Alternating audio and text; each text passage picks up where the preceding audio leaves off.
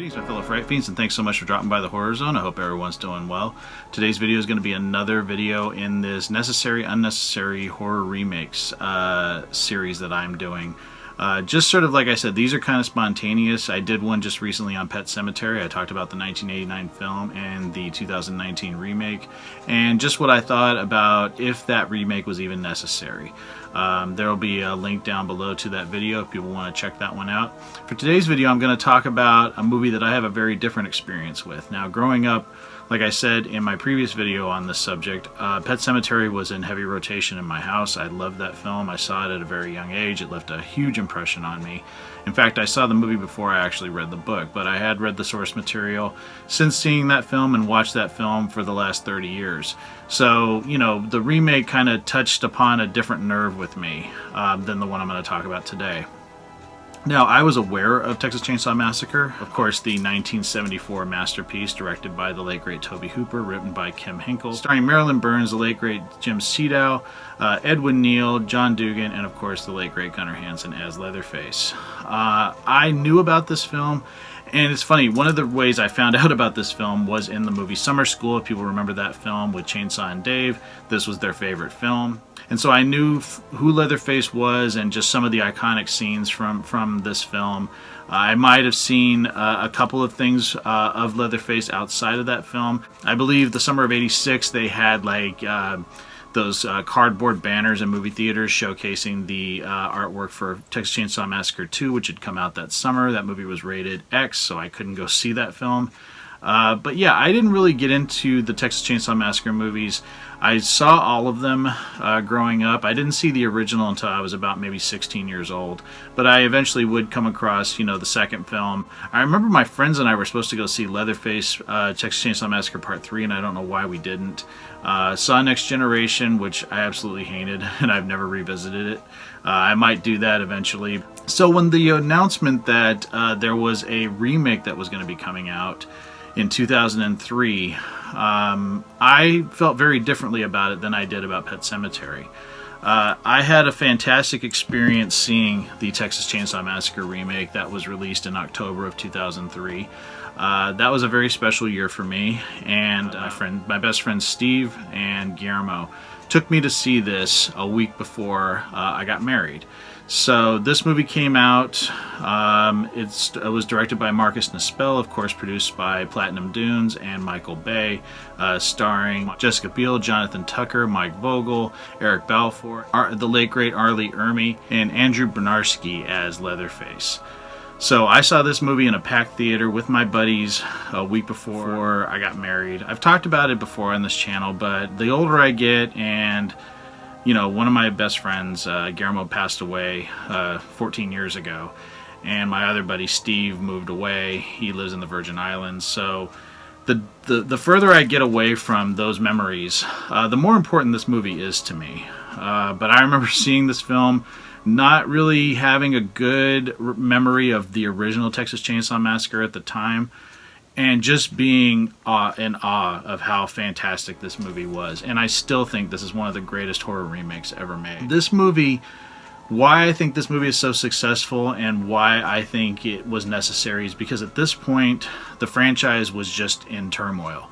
Next Generation was absolutely horrible.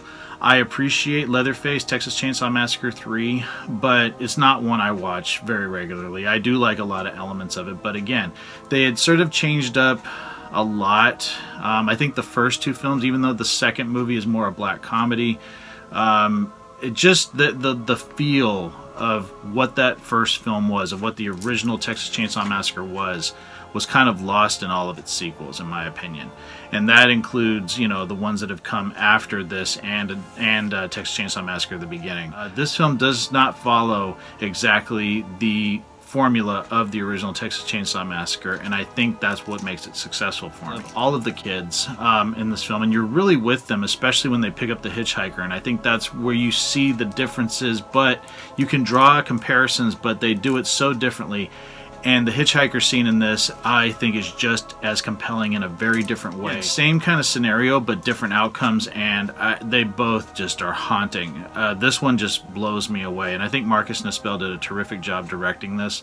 Of course, Arlie Ermey, the late great Arlie Ermey, is such a presence, and he's so intimidating as Sheriff Hoyt. So you have the sheriff and this twisted family, but you also have Andrew Bernarski as Leatherface. And I know he's I've heard he's not a very nice guy in real life, but he is my favorite Leatherface next to Gunnar Hansen. He is fantastic in the role and so intimidating, and I absolutely love what he did with the role. And there's just this film just has so many iconic moments that still stick with me. When they come upon the farmhouse, and I love the locations in this just as much as I love the locations in the original, and just the whole meeting with old Monty, and then Leatherface appearing and chasing the kids, especially the scene where he's chasing Mike Vogel's character through the sheets that are hanging. That's one of my favorite scenes because you don't know where he is. You hear the chainsaw.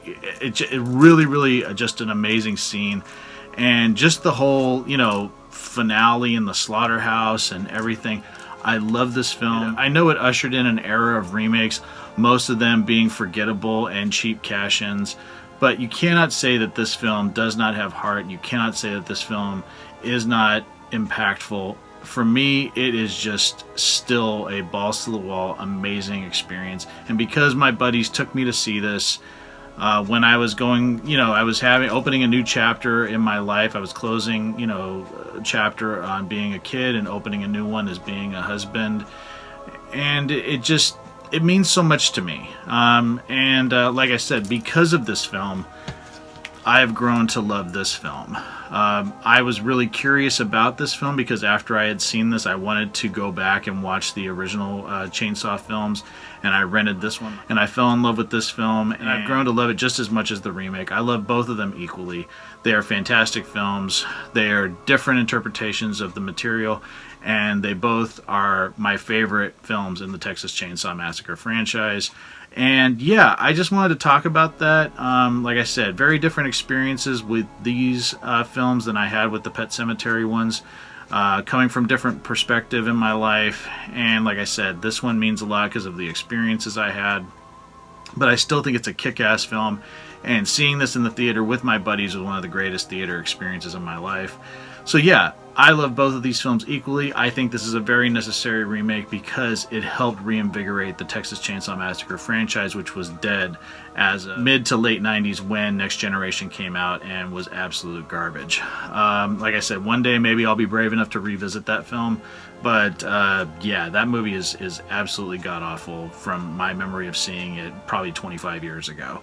But yeah, just wanted to talk about the Texas Chainsaw Massacre masterpiece, original 1974 film, and the masterpiece that is, in my opinion, the remake from 2003 by Platinum Dunes.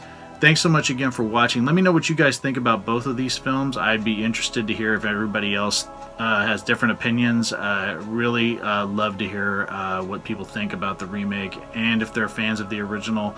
Thanks so much again for dropping by. If you guys like these videos, please hit the subscribe button. I try to upload at least 1 to 2 videos a week. Thanks so much again for dropping by. I hope everyone's doing well, and I promise there's some more cool stuff coming real soon. Take it easy. Stay scared. Peace.